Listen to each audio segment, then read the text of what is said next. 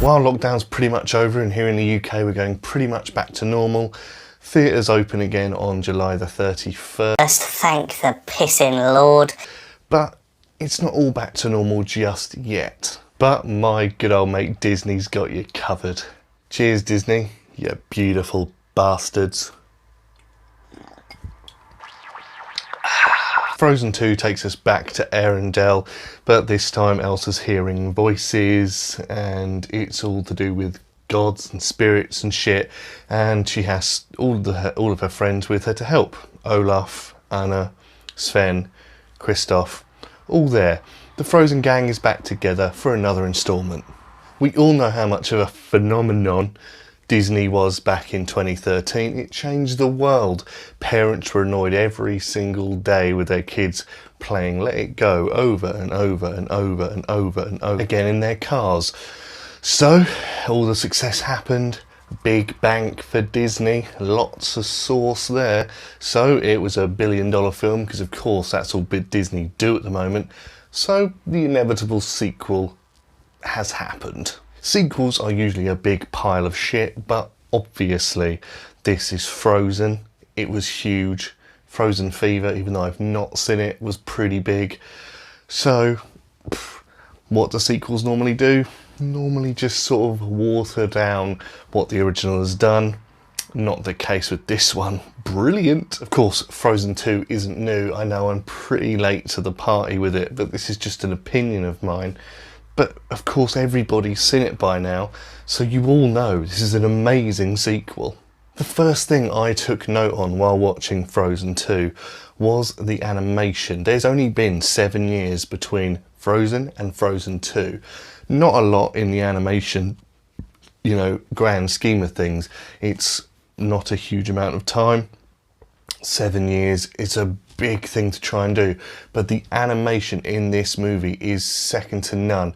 Me and my wife have watched this film a few times now because we're Disney nerds, and there's a part with Elsa moving water up from the floorboards of a ship, and that blows my mind every time, and I audibly shout, what amazing fucking CG that is. The effort gone, the ocean in this movie. There's lots of scenes with water, there's a water spirit, there's lots of scenes. It relies on water, not just ice this time, and they have really outdone themselves. This makes Frozen 1 look old. It's still within the 2000s by a long way. 2013 wasn't a long time ago, and yet in 2020 it's blown it out of the water. It honestly blew my mind. Some of these shots, even as still images, look insane, beautiful, well thought out, and genuinely my mind just goes. In terms of the first one, when it ended, they didn't really leave anywhere to go. I think it was pretty, you know, in a neat box, folded away, very nice. It just sort of did its thing. It was on its own. It was standalone. But the geniuses that have made this film have made it coherent. They have made it flow with the other film. They have made it not just a cash in. I think they really care about the property that is Frozen and all the characters that are in it. They've really taken the time to make this film memorable, which they don't really do for sequels.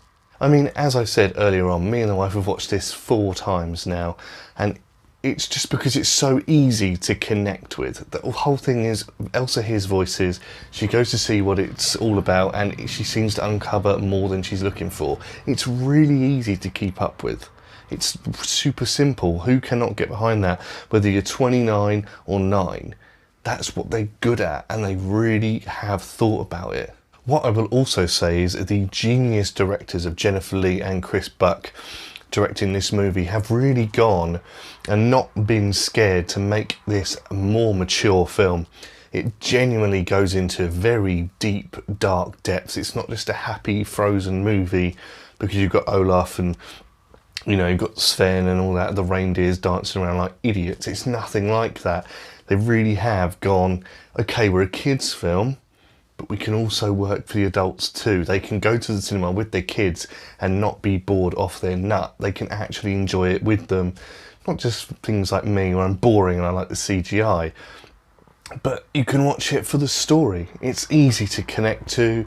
It's really entertaining. There's some bits in there that you will remember, and it's funny. They've really taken mature efforts and they've made it for everyone. They've really done a great job with it, and genuinely, it's up there with the first one. What I really feel they've gotten into in this movie is they've given all the characters confidence. They do a lot more in this film than they did in the first one. Because when you start with characters, everyone's a bit nervous. They're not Mickey Mouse. They're not brand new. They're not, you know, they're not Iron Man. They've not been doing it for ages. They're not set in stone, is what I'm saying. And yet in this one, they've really gone, everyone loves Elsa. They all love Anna. They all love Olaf. They all love Sven. They all love everyone. So why not give them more to do? And that's what they've done. Kristoff is amazing, trying to just propose to Anna the entire time. Sven has a lot more, they use his comedy, but I think a lot more subtly in this one. Olaf isn't just a stupid minion rip-off, because don't get me started on one of those. That could turn into a video of a rant that you do not want me to see, because it will make me go mad and angry and stupid, and I just don't like them. So I'm very glad that they didn't make Olaf a stupid fucking minion. Anna for me is up there, mainly because I love Kristen Bell. So that's an easy thumbs up. Hell yeah. And of course there is Adida. Sorry. The wickedly talented one and only Adele Dazeem. Thank you, Mr. Travolta. Who, of course, is Elsa, is a huge part of the movie. And I'll be honest with you, she's always been great from Frozen 1 and 2. I just wanted to make a John Travolta joke. What a cock. My standout though is Jonathan Groff as Kristoff, not just because I fell in love with that gorgeous face during Hamilton. Just look at him. Ooh. But Lost in the Woods is a tune, 80s, 90s throwback, a little music video in the middle of Frozen 2. I can't say fairer than that. The man's gorgeous, love his voice, and Kristoff I think is probably the funniest. Got to go around sort of mumbling with Anna. Him and Kristen have great chemistry. Jonathan and Kristen really do work as Anna and Kristoff. They are genuinely amazing characters. He was my standout. He was hilarious. I love you, Jonathan. Fans young and old will absolutely adore Frozen 2. I genuinely, in my opinion, believe it is better than the first one. Honestly believe that. It has done so much more for Disney, having confidence in their characters and confidence to do more. I don't think they should do a third one. I think they've done the perfect amount and they have put a lovely bow on it. If they do a third one, I do think it has to be either impeccable with no issues in it, or has to completely blow everybody's minds. If they're just going to do it for cash, don't. There's been no word of it. I just want to be the first one to say, do not do a third one, please. This was perfect. Frozen 2 is streaming now here on Disney Plus in the UK. Before I end this, I will recommend to you Into the Unknown, the making of Frozen 2, which is also on Disney Plus, so watch it. Before or after, it doesn't matter. Honestly, we watched it afterwards and it was awesome. I think it's 7 or 8, maybe 6 episodes, something like that. Just going through how they made it with Kristen Bell, the directors, all the animators. It is a fascinating thing to watch. Genuinely, if you're a fan and you like to know how these things are made, Into the Unknown, the making of Frozen 2, do watch it.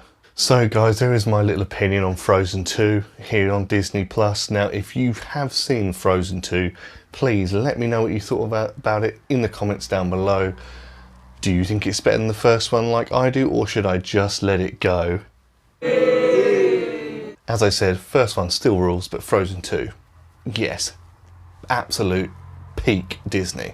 Thank you guys so much for watching. As always, please don't forget to like, share, subscribe. Do what the little thing on the screen in front of my face is telling you to do. And guys, please spread it around. This has been your friendly neighbourhood ginger guy saying, Ginge out.